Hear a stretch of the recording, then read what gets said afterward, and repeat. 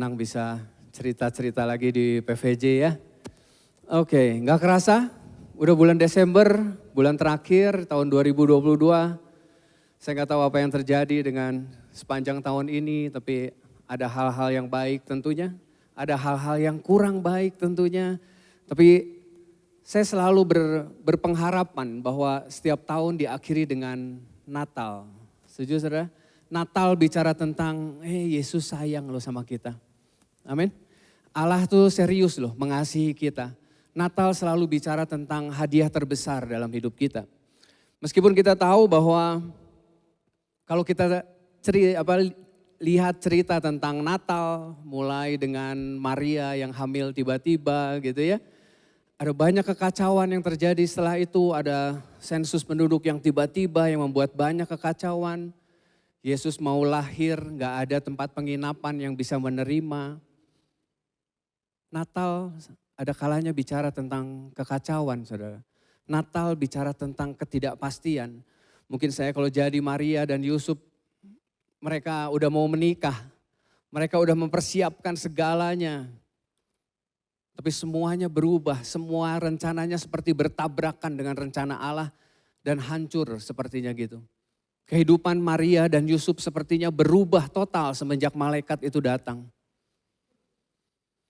Ada banyak hal yang direncanakan sama Maria sepertinya nggak terjadi dalam hidupnya. Bahkan dia mungkin mulai ragu waktu dia bilang ini raja tapi melahirkan di kandang domba seperti itu ya. Saya rasa kita semua nggak ada yang bercita-cita untuk melahirkan di kandang domba. Setuju saudara? Nggak ada satupun kita yang pengen, wah gue pengen nanti ngelahirin di kandang domba. Gak ada saudara. Ya mungkin itu yang menjadi keraguan Maria. Tapi sekali lagi di tengah segala kekacauan, di tengah segala keraguan, Yesus lahir. Dia datang buat kita dan ada satu ayat yang buat saya ini yang menjadi dasar. Kenapa sih Maria kok bisa setianya sampai gitu. Bisa setia ada dalam rencananya Tuhan. Lukas 1 ayat 38. Kata Maria, sesungguhnya aku ini adalah hamba Tuhan. Jadilah padaku menurut perkataanmu itu. Lalu malaikat itu meninggalkan dia. Saya suka kata, sesungguhnya aku ini adalah hamba Tuhan. Yang saya tahu gini loh, sebuah kata-kata, sebuah keputusan bahwa saya adalah hamba Tuhan, itu gak bisa didapat hanya karena pengenalan kita 1-2 hari sama Tuhan. Setuju? Ini adalah hasil dari sebuah perjalanan panjang, ada banyak pengalaman, ada banyak pemahaman mungkin ada banyak kecewa di sana, iman di sana, ada campur aduk sebuah perjalanan yang membuat akhirnya Maria bisa bilang gini, aku adalah hamba, kau adalah Tuhan, kau adalah raja buat hidupku. Sebuah pengalaman yang membawanya mengalami perjumpaan secara pribadi sama Tuhan dan itu yang membuat gini loh, dia yakin dengan apa yang Tuhan rencanakan dalam hidupnya. Dia gak ragu dengan apa yang sudah Tuhan rencanakan dalam hidupnya. Meskipun dalam perjalanannya kita tahu gak gampang. Makanya ini menjadi perenungan buat kita. Bahwa kita tidak bisa menghadapi krisis tanpa menghadap Allah terlebih dahulu.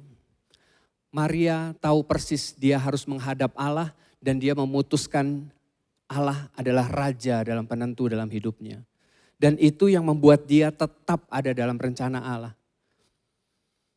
Saya nggak tahu Natal hari ini buat saudara dan buat kita semua. Natal mungkin terasa berat sekali. Natal mungkin menjadi sesuatu yang wah udahlah. Ada banyak orang yang nggak tahu mau ngapain tahun depan gitu ya. Tapi saya berharap kita bisa sama-sama belajar dari Maria. Ayo menghadap Allah terlebih dahulu sebelum kita menghadapi krisis.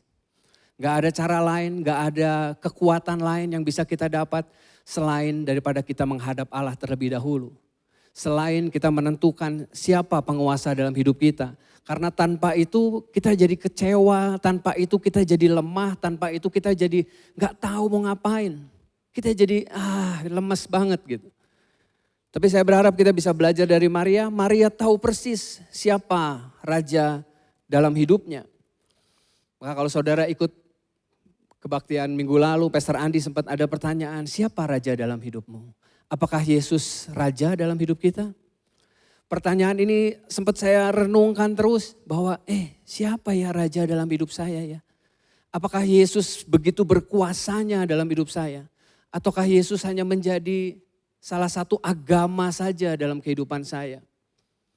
Karena pada seringkali kita memandang Yesus hanya sebagai juru selamat, saudara. Kita senang menjadi orang-orang yang diampuni. Kita senang menjadi orang-orang yang diterima dengan segala kekurangan kita. Kita senang kehidupan kita dijamin, kehidupan kekal kita dijamin sama Tuhan. Kita senang bahwa Yesus juru selamat dalam hidup kita. Tapi maaf, pada kenyataannya kita senang diampuni, tapi kita nggak senang untuk mengampuni. Kita senang untuk diterima, tapi kita nggak senang untuk menerima kekurangan orang lain. Kita hanya memandang Yesus sebagai juru selamat. Kita senang menjadi orang-orang yang diselamatkan. Tapi sadarkah saudara, untuk kita bisa mengampuni, untuk kita bisa menerima orang lain dengan segala kekurangannya, kita perlu menjadikan Tuhan Yesus sebagai Raja dalam hidup kita. Tanpa ini kita nggak bisa melakukan firman Tuhan. Tanpa ini ego kita begitu mewarnai pemikiran dan apa yang kita lakukan. Ego kita akan sangat menguasai pemikiran kita. Kita nggak bisa melakukan apa-apa kalau kita nggak pernah memutuskan Yesus sebagai Raja dalam hidup kita. Kalau minggu lalu juga Pastor Andi bahas tentang Herodes. Ya, Herodes itu secara aturan dia melakukan acara keagamaan dengan baik, saudara. Ya, dia mempersembahkan korban bakaran, dia membangun bait suci. Dia melakukan yang terbaik. Tapi pada kenyataannya waktu tanda bintang, waktu nubuatan-nubuatan mengarah pada Mesias yang lahir di Bethlehem, raja orang Yahudi yang lahir di Bethlehem, dia mulai gelisah, saudara. Dia mulai takut, dia mulai terganggu dengan keadaan itu. Dia mulai berpikir bahwa siapa raja orang Yahudi? Karena Raja Herodes sepertinya begini, dia mengkotak-kotakkan kehidupannya. Oh, ini pelayanan, ini pengampunan dosa, saya tahu saya orang berdosa makanya dia mempersembahkan korban bakaran. Tapi ada satu kotak lagi, ini kotak saya, ini ego saya. Tuhan gak boleh ganggu kotak yang ini. Mungkin dia sudah lakukan yang terbaik dengan pelayanan, dia sudah lakukan yang terbaik dan dia sadar bahwa dia orang berdosa. Tapi untuk keperluan hidupnya, dia gak mau Allah turut campur dalam hidupnya. Ada kalanya seringkali kita begitu, seringkali kita mengkotak-kotakkan kehidupan kita. Ya ini pelayanan, ini hidup saya, tapi ini gak boleh diganggu ya. Ini gimana gua ya, ini gua yang bantuin ya. Tapi kan untuk pelayanan gua udah ngasih persembahan sudah. Gua udah lakuin semuanya loh. Tapi untuk kotak yang ini, Yesus gak boleh masuk dalam hidup saya. Kita seringkali mengkotak-kotakan kehidupan kita. Kita seringkali menjadi egois dengan apa yang ada pada diri kita. Matius 2 ayatnya yang pertama sampai yang ketiga. Sesudah Yesus dilahirkan di Bethlehem di tanah Yudea. Pada zaman Raja Herodes, datanglah orang-orang Majus dari timur ke Yerusalem. Dan bertanya-tanya, di manakah dia, Raja orang Yahudi yang baru dilahirkan itu? Kami telah melihat bintangnya di timur. Dan kami datang untuk menyembah dia. Ketika Raja Herodes mendengar hal itu, terkejutlah ia beserta seluruh Yerusalem. Ada orang Majus, ada Raja Herodes. Ada dalam satu perikop yang sama. Tapi mereka punya hati yang jauh berbeda, yang sungguh-sungguh berbeda. Orang Majus datang mencari Mesias. Dia mempersembahkan barang-barang berharga untuk Mesias. Sementara Herodes berusaha untuk membunuh anak-anak kecil. Saudara lihat cerita itu? Herodes berusaha membunuh Mesias. Orang-orang Majus datang karena ingin menyembah kepada Yesus. Tapi Herodes, dia sibuk dengan dirinya sendiri, dia sibuk dengan tahtanya. Dia ketakutan. Bahkan kalau pertanyaannya, di manakah dia raja orang Yahudi yang baru dilahirkan? Dia tersinggung, loh.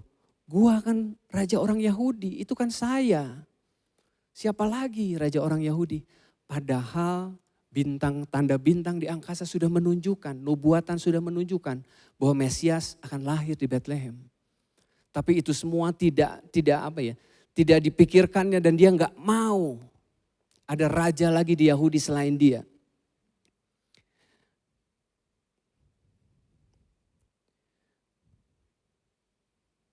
Nah, makanya ini percaya bukanlah ketaatan.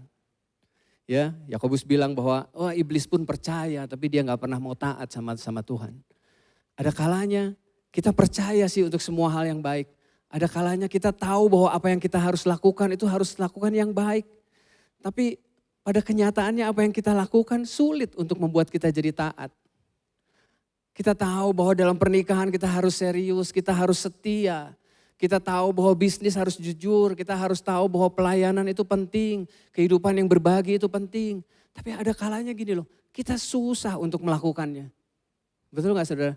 Saya gak tahu dengan saudara, tapi kayaknya susah. Buat saya pribadi ada kalanya, susah ya untuk melakukan sesuatu yang baik.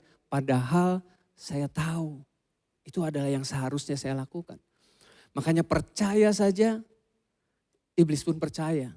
Tapi bicara tentang ketaatan, bicara tentang melakukan, bicara tentang menyembah, menjadikan Yesus sebagai Raja, itu sesuatu yang berbeda banget saudara. Gak cuman sekedar hanya percaya.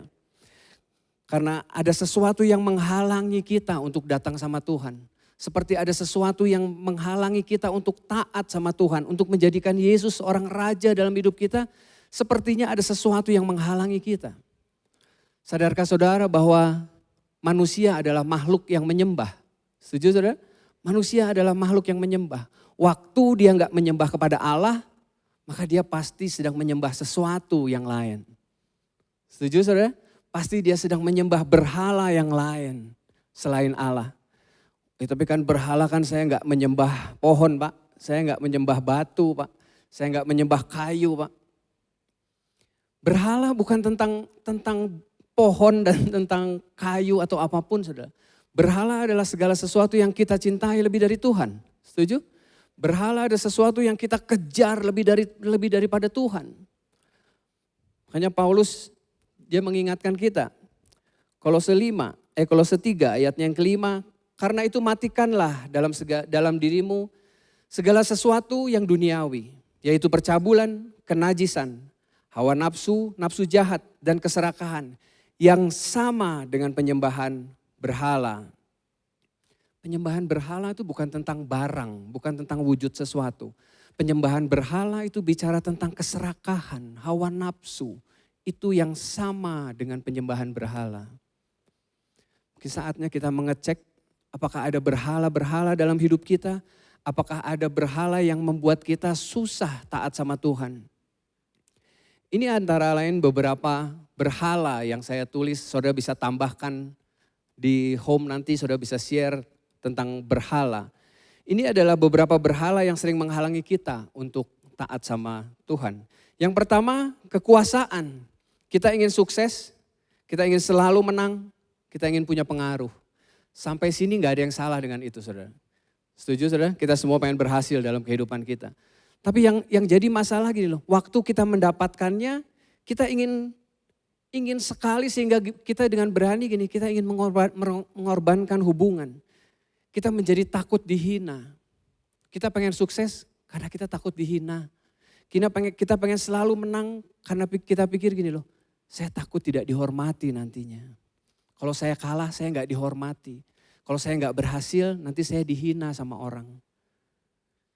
Kita semua pengen punya kekuasaan, tapi untuk itu kita rela mengorbankan orang lain.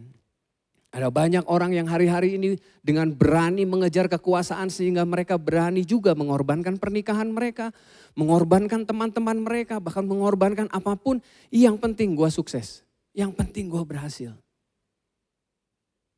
Kekuasaan menjadi berhala yang begitu kuat yang membuat kita sulit sekali untuk datang sama Tuhan. Yang membuat kita nggak bisa datang sama Tuhan. Satu hal yang mau saya ingatkan bahwa gini, percayalah Allah kita adalah Allah yang murah hati. Setuju saudara? Dia baik, dia pengen kok memberkati kita. Dia pengen kok melihat kita berhasil. Kita nggak perlu sampai mengorbankan pernikahan kita, mengorbankan orang-orang di sekitar kita supaya kita berhasil. Percayalah bahwa Allah itu Allah yang murah hati dan dia baik sama kita. Dia rindu lihat kita berhasil dalam kehidupan kita. Kita nggak perlu merendahkan orang lain supaya kita bisa terlihat hebat. Nggak perlu, biar Tuhan yang meninggikan kita. Percayalah bahwa Tuhan itu baik dalam hidup kita. Waktu kita sadar bahwa Tuhan baik, waktu kita sadar bahwa Tuhan itu sayang sama kita nggak mungkin menjadikan kekuasaan adalah sebuah berhala dalam hidup kita. Itu yang pertama. Dan ini yang kedua, penerimaan. Sangat tergantung dari pendapat orang lain. Ya, kalau Instastory kita sedikit yang lihat gitu ya, kita mulai aduh ada apa yang salah dengan kita. Kalau misalnya yang nge-like juga sedikit, kita mulai berpikir foto gua kelihatannya kurang oke. Ada banyak hal yang membuat gini loh, keadaan kita, nilai hidup kita itu sangat bergantung dengan apa yang diputuskan oleh orang lain. Sangat bergantung dengan pendapat orang lain. Gak heran waktu kita mendapatkan itu kita merasa tertolak, kita merasa sakit hati, kita merasa gak berguna. Nilai kita jadi rendah banget, gua mah jadi gak berguna. Penerimaan menjadi berhala yang begitu penting sehingga kita rela mengorbankan integritas supaya bisa diterima sama orang lain. Ini sering banget terjadi. Kita yang dulunya gak ngerokok jadi ngerokok. Kita yang dulunya gak minum alkohol jadi minum alkohol. Kita yang dulunya gak narkoba jadi narkoba. Kita semua sangat bergantung dengan pendapat orang lain. Kita semua pengen diterima sama Tuhan, sama orang lain, sama komunitas kita. Dan kita dengan rela mengorbankan integritas kita. Yang saya mau ingatkan gini, saudara adalah berharga di mata Tuhan. Amin saudara. Saudara sudah diterima sama Tuhan. Saudara dikasihi dengan segala kekurangan. Saudara diterima, saudara berharga. Ayo sadari itu. Gak perlu kita mengorbankan integritas, mengorbankan banyak hal supaya kita diterima. Ayo sadarlah bahwa saudara berharga, saudara diterima sama Tuhan. Saya berharap kita bisa yakin dengan itu. Amin saudara. Yang membuat kita aman dalam hidup kita. Kita gak perlu hidup terganggu dengan pendapat orang lain. Mungkin ada pendapat yang baik, yang memberi kita masukan, oke. Tapi kalau pendapat-pendapat yang merendahkan kita, yang membuat kita gak bernilai, ayo sadari Tuhan sudah lakukan semuanya buat kita. Kita menjadi berharga di hadapan Tuhan. Dan yang ketiga, ini kenyamanan. Tidak mau terikat, pengen bebas. Ya, tidak mau bertanggung jawab. Sadarkah saudara kalau hidup kita ini bicara tentang tanggung jawab? Setuju saudara? Bicara tentang tanggung jawab. Pernikahan kita, bicara tanggung jawab. Pekerjaan kita bicara tanggung jawab. Pelayanan kita semua bicara tentang tanggung jawab. Kedewasaan kita diukur dari seberapa besar kita mengerjakan tanggung jawab yang diberikan dalam hidup kita. Tanggung jawab menjadi sesuatu yang penting. Tapi orang-orang yang memberhalakan kenyamanan dia merasa gini, ini kan hidup gua, gimana gua aja. Gak peduli sama orang lain, gak peduli dengan tanggung jawab. Orang-orang yang gak suka dengan perubahan, gak suka dengan banyaknya perintah, banyaknya tanggung jawab, gak suka saudara. Sikap yang gak peduli sama orang lain. Sadarkah saudara bahwa kita dipanggil untuk jadi berkat untuk orang lain? Kita gak pernah dipanggil untuk diri kita sendiri. Setuju saudara? Kita gak pernah dipanggil untuk supaya memperkaya diri sendiri. Ingat, kita memasuki sebuah kehidupan yang berbagi dengan orang lain. Di situ rencana Tuhan tergenapi lewat hidup kita. Waktu fokus kita hanya tentang diri sendiri, tentang saya. Gak heran kenyamanan akan sangat membuat kita gak bisa ngapa-ngapain, gak bisa datang sama Tuhan. Kenyamanan seringkali menghambat kita untuk masuk dalam rencana Allah. Karena fokusnya tentang diri sendiri, fokusnya tentang aku. Dan saya pastikan bahwa akan sulit sekali untuk menggenapi rencana Allah dalam kehidupan kita. Itu ketiga hal tentang berhala. Saudara sekali lagi saudara bisa tambahkan itu di home nanti. Siapa tahu bisa ada berhala-berhala lain. Tentang uang di situ atau tentang apapun keterikatan, hobi seperti itu ya. Hobi bisa menjadi berhala yang luar biasa itu. Saya berharap itu bisa menjadi obrolan kita di home gitu ya. Nah, bulan lalu saya ikut salah satu kelas intensif di Jakarta gitu ya bersama Pastor Jimmy dan ada banyak hamba Tuhan dari seluruh Indonesia dia datang ke situ. Kita selalu berpikir bahwa kalau ngomong hamba Tuhan banyak begitu, kita pikir bahwa berhala itu sesuatu yang nggak mungkin, sudah terlewati seperti itu ya. Tapi sadarkah saudara bahwa ketiga hal tadi itu ada dalam kelas itu. Semuanya merasakan hal itu. Para hamba Tuhan itu merasakan bahwa berhala itu menjadi hambatan dia untuk masuk dalam pekerjaannya Tuhan. Saya ngobrol dengan teman sebelah saya gitu ya. Dia punya papa, seorang gembala karismatik besar. Karunianya penyembuhan saudara. Luar biasa jemaatnya banyak. Karunianya penyembuhan berkarisma sekali. Jadi berkat sekali buat kota. Tapi dalam beberapa tahun ini karena usianya juga sudah senior dan kesehatannya juga sudah gak terlalu bagus. Akhirnya dia ceritanya pensiun saudara. Dan digantikan dengan anaknya. Gayanya berbeda, ceritanya juga berbeda. Gak ada karunia penyembuhan di sana. Dan jemaat mulai berkurang. Jemaat mulai jadi sedikit, wah jadi kecil banget, jadi sedikit banget. Setelah digembalakan sama anak ini. Dan bapaknya melihat itu menjadi kayak sedih gitu ya. Kayak wah dulu gua teh gini ya, dulu teh jemaatnya banyak, dulu dia dihormati, dulu saya dicintai, saya dinanti-nantikan. Tapi sekarang gak ada satupun yang peduli sama saya. Satupun gak ada orang yang menanyakan kabar saya. Papahnya mulai sinis sama Tuhan. Tuhan kok gini ya, Tuhan kok gitu ya. Dia mulai gak percaya sama kasihnya Tuhan, dia mulai kecewa sama Tuhan, dia mulai marah-marah, jadi sensitif. Saudara bisa lihat, pelayanan bisa menjadi sebuah berhala loh dalam hidup kita. Berhala bukan bicara tentang sesuatu yang kelihatannya buruk saja. Tapi ada hal-hal, berhala itu bicara tentang sesuatu yang kita kejar, kita inginkan lebih dari Tuhan. Jangan-jangan pelayanan kita, mimbar kita menjadi berhala buat hidup kita. Buat hidup saya. Jangan-jangan berhala itu begitu mewarnai pemikiran saya. Berhala menjadi sesuatu yang menghalangi kita datang sama Tuhan. Tim Keller dia bilang gini, berhala adalah apapun dalam hidup Anda yang sangat penting bagi hidup Anda. Sehingga Anda tidak dapat memiliki kehidupan yang berarti jika kehilangannya. Saya ulang ya. Berhala adalah apapun dalam hidup Anda yang sangat penting bagi hidup Anda. Sehingga Anda tidak dapat memiliki kehidupan yang berarti jika kehilangannya. Waktu berhala itu diambil dalam hidup kita, kita menjadi merasa gak berarti. Kalau sharing teman saya tadi, waktu pelayanan itu diambil dari kehidupan papahnya, papahnya merasa jadi gak berarti. Saya gak tahu dengan kehidupan saudara, saya gak tahu dengan berhala yang ada dalam kehidupan saudara. Mungkin hal-hal yang lebih spesifik yang saudara tahu bahwa waktu ini diambil, kehidupan saya menjadi gak berarti. Waktu ini diambil, saya akan mulai goyang iman saya sama Tuhan. Waktu berhala dalam hidup kita diambil, kita mulai meragukan kasihnya Tuhan.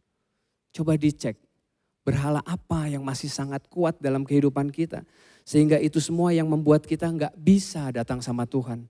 Yang membuat kita gak mampu mengasihi Tuhan. Sadari bahwa kita ini pabrik berhala saudara. Ada orang bilang bahwa kita ini pabrik berhala. Manusia itu pabrik berhala. Makanya menghilangkan berhala dalam hidup kita itu bukan sesuatu yang mudah. Itu sesuatu yang perlu perjuangan. Makanya kalau saya bilang gini loh. Perlu Roh Kudus yang selalu menginsyafkan kita akan berhala dalam hidup kita. Perlu Roh Kudus yang menuntun kita apa yang terjadi dengan hati kita. Cuman kita yang tahu. Orang sebelah kita gak tahu, istri kita gak tahu, suami kita gak tahu, siapapun gak tahu. Cuman saudara yang tahu apa berhala dalam hati saudara. Dan itu kita perlu Roh Kudus yang menginsyafkan kita untuk itu. Tanpa itu kita menjadi orang-orang yang sombong. Tanpa itu kita merasa bahwa gini loh, enggak lah. Sebentar dulu saudara. Ayo coba dicek. Coba direnungkan dulu apa yang ada dalam hati kita. Maka satu hal yang sering saya bawakan di sharing-sharing saya adalah gini saudara. Ada kalanya kita gak pernah berkhotbah untuk diri kita sendiri. Kita seringkali mendapat renungan bagus, kita mendengar khotbah bagus, kita buru-buru lempar ke orang lain. Nah ini buat ini bagus. Taruh di WA group, wah ini bagus nih renungan bagus. Saya setuju dengan itu gak apa-apa. Tapi coba ambil waktu biarlah renungan itu saudara khotbahkan untuk diri saudara sendiri. Saudara, beritakan Injil untuk diri sendiri. Tanpa itu kita nggak tahu keadaan hati kita. Tanpa itu kita akan menjadi sibuk ngurusin orang lain, tapi kita nggak pernah sibuk ngurusin diri sendiri. Coba pikirkan itu, ayo khotbahkan firman Tuhan untuk diri kita sendiri. Kalau hari ini saudara mendengar tentang berhala, coba biarlah itu menjadi perenungan untuk saya pribadi. Kita nggak buru-buru lempar itu untuk orang lain. Karena jangan-jangan berhala itu yang sedang menghalangi kita untuk datang sama Tuhan. Berhala itu yang sedang mengganggu kehidupan kita, yang sedang mengganggu rencana Tuhan tergenapi dalam hidup kita. Caranya menyadari ada berhala dalam hidup kita, ayo berkhotbah untuk diri sendiri. Ceritakan Injil untuk diri sendiri. Itu akan sangat membantu kita untuk menyadari betapa ada banyak berhala mungkin dalam hidup kita. Itu adalah berhala yang mengganggu kita untuk masuk dalam rencana Tuhan, yang menghambat kita menjadikan Yesus sebagai Raja dalam hidup kita, berhala-berhala ego kita. Nah, kalau kita kembali kepada cerita Natal, saudara. Ceritanya ada 40 tahun setelah Natal, 40 tahun setelah kelahiran Yesus. Ada satu kota yang namanya Antioquia. Saudara pernah dengar kota Antioquia? Ya, kota itu kota besar, kota kebudayaan yang menjadi pusat kebudayaan pada zaman itu. Dan di kota ini ada sekumpulan orang percaya yang berasal dari Yerusalem. Ini kita baca ayatnya. Kisah 11 ayat 19 sampai 21. Sementara itu banyak saudara-saudara telah tersebar karena penganiayaan yang timbul sesudah Stefanus dihukum mati. Mereka tersebar sampai ke Fenisia, Siprus dan Antioquia. Namun mereka memberitakan Injil kepada orang Yahudi saja. Ayat yang 20. Akan tetapi di antara mereka ada beberapa orang Siprus dan orang Kirene yang tiba di Antioquia dan berkata-kata juga kepada orang-orang Yunani dan memberitakan Injil bahwa Yesus adalah Tuhan. Dan tangan Tuhan menyertai mereka. Sejumlah besar orang menjadi percaya dan berbalik kepada Tuhan. Ceritanya dulu di Yerusalem ada penganiayaan dan sebagian orangnya pindah ke Antioquia. Orang-orang yang dianiaya, orang-orang yang menjadikan Yesus sebagai raja buat hidup mereka. Bahkan kalau di firman itu dibilang gak cuma sekedar raja, dia memberitakan bahwa Yesus adalah Tuhan dalam hidupnya. Orang-orang yang menjadikannya raja, meskipun dianiaya, dia pindah ke Antioquia. Dan di Antioquia jumlah mereka menjadi tambah banyak karena tangan Tuhan menyertai mereka. Firman Tuhan bilang gitu.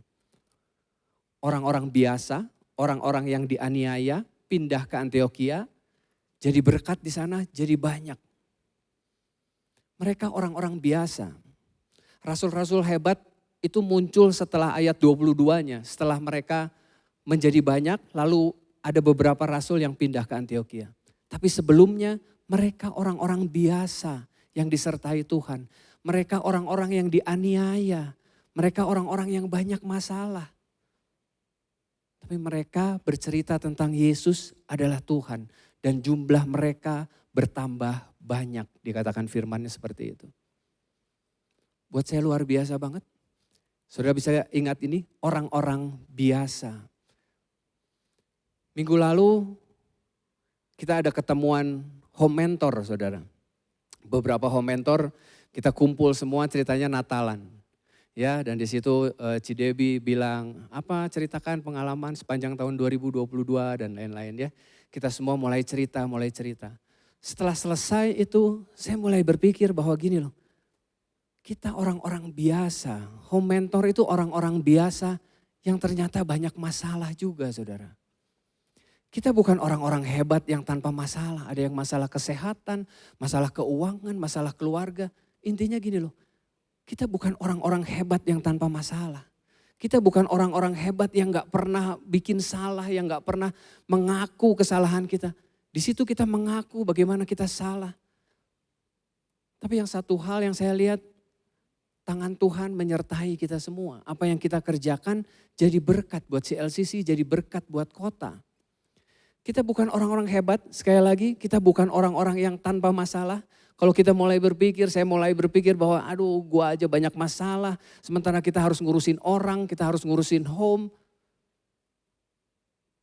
Kita bukan orang-orang yang hebat. Tapi satu hal, kami adalah orang-orang yang mau menggenapi rencana Allah dalam hidup kami. Kami mau menjalani sebuah kehidupan yang berbagi dengan orang-orang di sekitar kami.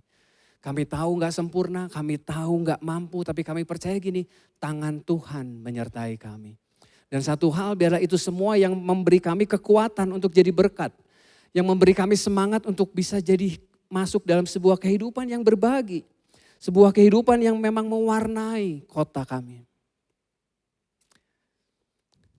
Ini ayat yang terakhir. Nah, Kisah 11 ayatnya yang ke-26.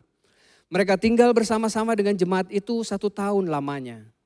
Sambil mengajar banyak orang di Antiokhia lah. Murid-murid itu untuk pertama kalinya disebut Kristen. Para pengikut Yesus pada masa itu disebut Kristen. Kristen bicara tentang Kristus-Kristus kecil. Sebuah kehidupan yang perkataannya, perbuatannya itu seperti Kristus, saudara. Orang Kristen tuh bicara tentang apa yang dilakukannya itu seperti Kristus. Kehidupan kesehari-hariannya itu seperti Kristus. Makanya buat saya sebagai gini loh, sebuah kehormatan kalau kita bisa dibilang orang Kristen. Amin saudara? Bukan karena kita beragama Kristen, tapi karena kita sadar bahwa kita adalah Kristus-Kristus kecil yang jadi berkat buat kota.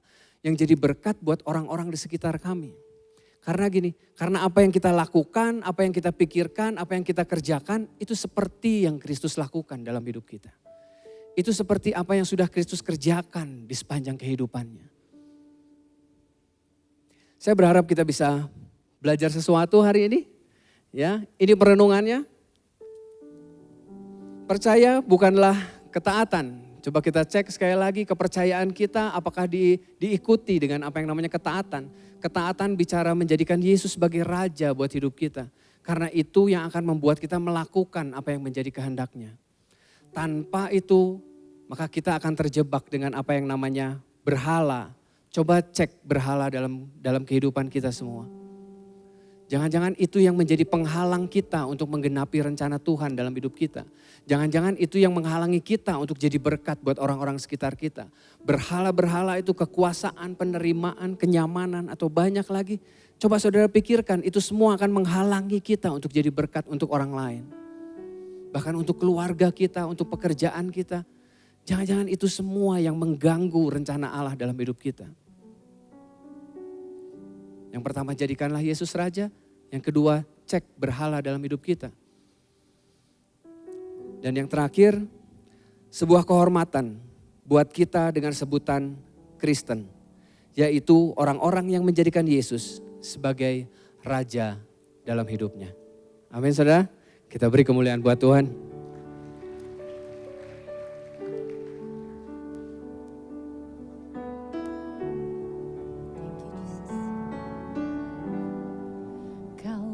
Segalanya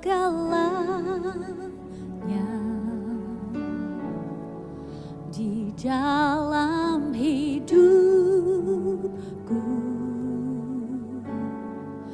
kerajaanmu, kebenaranmu itu bagianku. Kaulah yang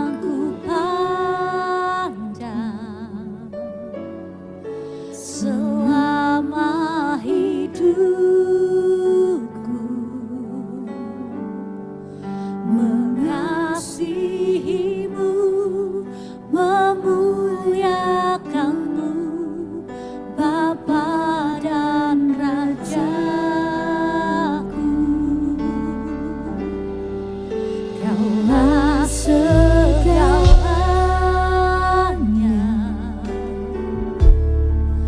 di dalam hidupku, kerajaanmu, kebenaranmu itu bagi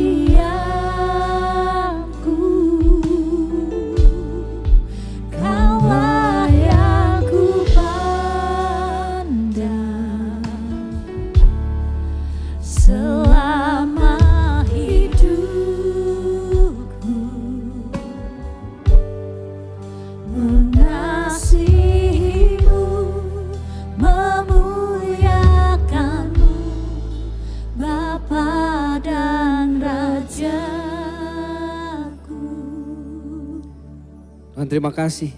Firman-Mu sudah dibagikan. Dan biarlah Roh Kudus yang mengingatkan kami akan firman ini. Amin. Kami mau menjadi orang-orang yang percaya dan taat. Ya Tuhan. Yang mau menjadikan Yesus sebagai Raja dalam hidup kami. Karena kami tahu kami gak mampu lakukan banyak hal tanpa Tuhan. Kami gak mampu untuk mengampuni. Kami gak mampu untuk menerima kelemahan orang lain. Kami gak mampu menghadapi kekacauan. Kami perlu Tuhan.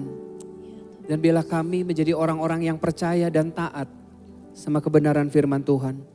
Terima kasih Tuhan, terima kasih. Tuhan kalau sebentar kami diberi kesempatan untuk memberi persembahan. Biarlah apapun yang boleh kami berikan boleh jadi berkat untuk orang sekitar kami. Kami mau menjalani sebuah kehidupan yang berbagi dengan orang-orang sekitar kami. Tuhan terima kasih sudah pakai kami, Tuhan terima kasih sudah mampukan kami. Terima kasih Tuhan, hanya dalam nama Tuhan Yesus kami sudah berdoa dan mengucap syukur. Amin.